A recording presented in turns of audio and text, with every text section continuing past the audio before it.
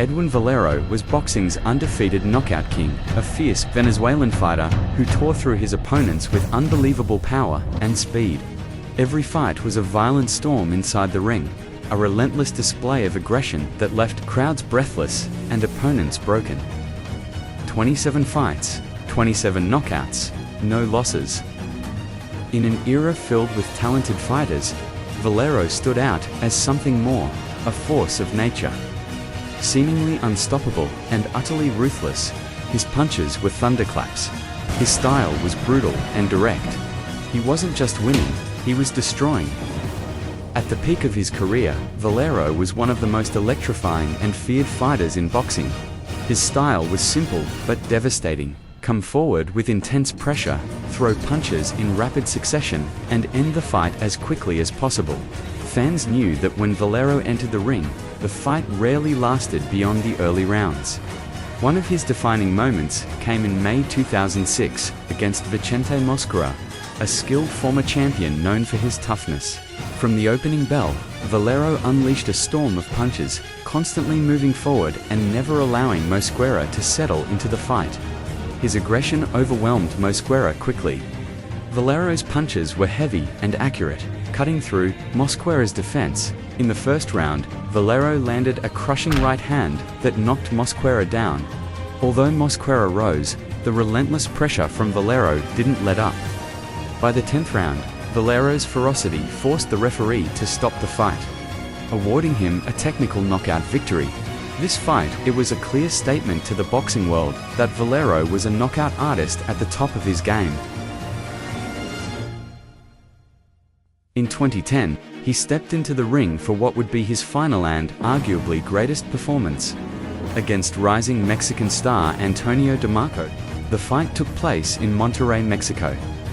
Valero was defending his WBC lightweight title for the second time. DeMarco was young, tall, dangerous and hungry to make his name. From the opening bell, Valero pressed forward with his trademark aggression. But in round 2, things took a dramatic turn.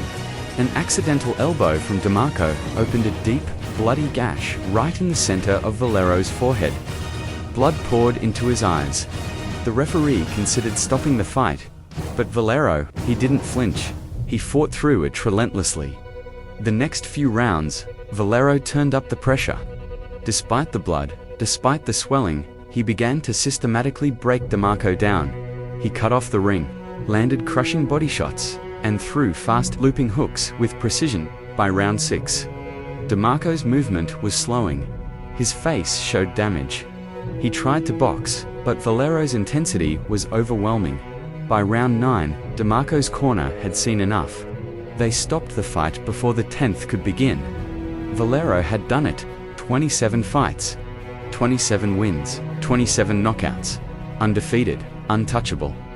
Valero wasn't just wild power, he was smart, efficient, and vicious.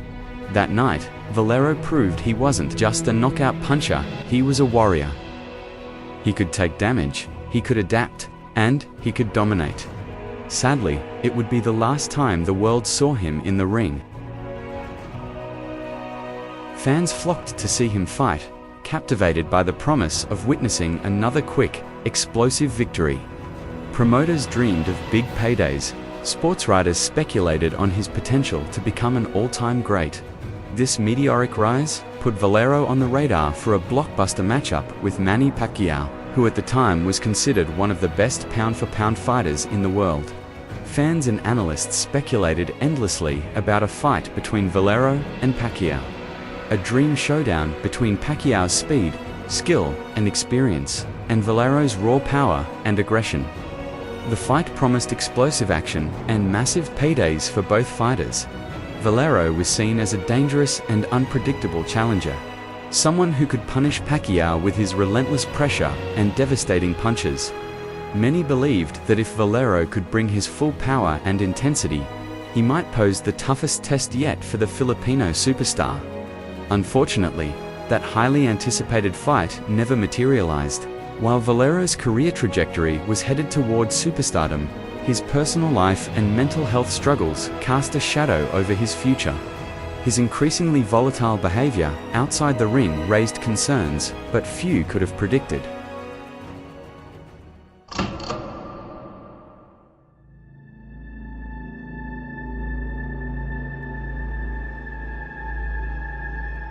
Former lightweight boxing champion Edwin Valero has been arrested for allegedly killing his wife. The 28-year-old is a household name in Venezuela, and police have said he was arrested after they found the body of his wife in a hotel where the couple was staying. Police say Valero left the hotel room at about dawn Sunday and allegedly told security he had killed the woman. Police say she had 3 stab wounds on her body. Valero has a huge image of President Hugo Chavez tattooed on his chest, and his 27-0 record, all by knockouts, has earned him a reputation of a tough fighter. But he's been in trouble with the law before. Last month, he was brought up on charges of harassing his wife and threatening medical personnel who treated her at the hospital. Carlotta Bradley, The Associated Press. Behind the gloves, the belts, the knockouts, there was a storm brewing that no one could stop. In March 2010, Jennifer Carolina Vieira, the wife of Edwin Valero, was hospitalized with a punctured lung, broken ribs, and multiple bruises. The official story was that she had fallen downstairs, but hospital staff suspected abuse. Police arrested Valero and opened a domestic violence case. Days later, Jennifer changed her story. She told the court it had been an accident. The charges were dropped. But the truth didn't go away. Valero was ordered into a psychiatric rehabilitation program. He had become increasingly unstable, drinking heavily, using drugs, and lashing out. Friends and family said he needed serious help. But after just a few weeks, he was released. On April 17, 2010, Edwin and Jennifer checked into the Intercontinental Hotel in Valencia, Venezuela. It was late. They asked for a room and went upstairs. Early the next morning, April 18th, Valero came down to the hotel lobby. He told the staff, "I killed my wife." Police arrived within minutes. In the hotel room, they found Jennifer's body on the bed. She had been stabbed 3 times. She was 24 years old, the mother of 2 children. Valero was arrested immediately and taken to the police station in Carabobo. During questioning, he gave inconsistent stories. First, he said he had been using drugs and alcohol and didn't remember anything.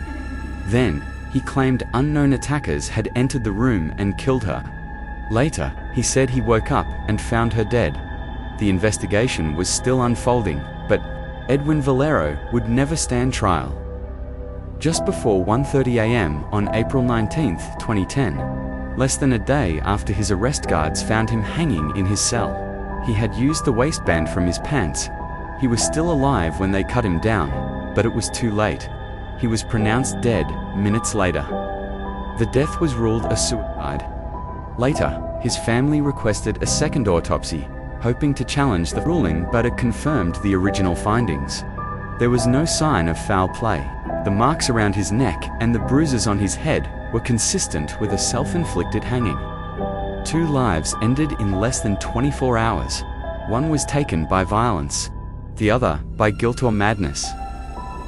Valero's tragic story remains a cautionary tale, a plea for understanding, compassion, and intervention before it is too late. For fans and critics alike, it is crucial to remember the person behind the gloves. Edwin Valero was flawed and vulnerable. His life was a tragic saga, a champion who burned too bright and fell too hard. His story forces us to look beyond the surface, beyond the thrill of the fight, and recognize the hidden battles. It's important to look beyond the record books and highlights, and acknowledge the full, often painful reality of those who dedicate their lives to the fight. Thank you for watching.